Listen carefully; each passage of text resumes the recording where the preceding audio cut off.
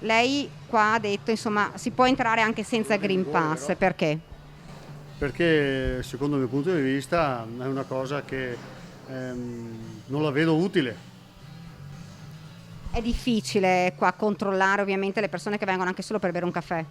E questo qua è un altro problema, giustamente, che come faccio? Il documento, il Green Pass diventa impegnativo, io devo fare il mio lavoro è fare il barista, non fare il controllore in questo momento. Così Riccardo Daboit, che gestisce una caffetteria a Vittorio Veneto. Questi sono stati anni difficili, lavoro a singhiozzo per lunghi periodi ed ora, ci dice, dobbiamo portare avanti la nostra attività e basta. Se uno viene qua e dice, insomma, io non ho il Green Pass, lei che cosa fa?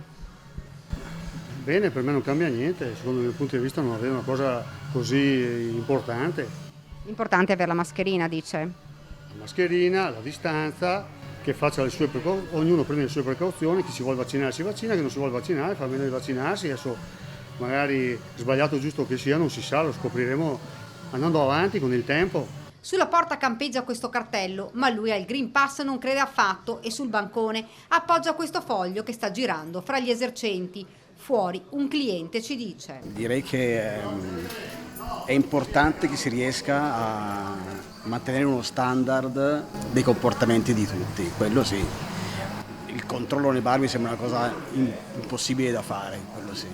Mentre invece per altre cose, faccio esempio gli alberghi, in quel caso bisogna chiarire per bene quali sono le responsabilità e quali sono le regole. Ed oggi è scattato l'obbligo e presto inizieranno i controlli delle forze dell'ordine.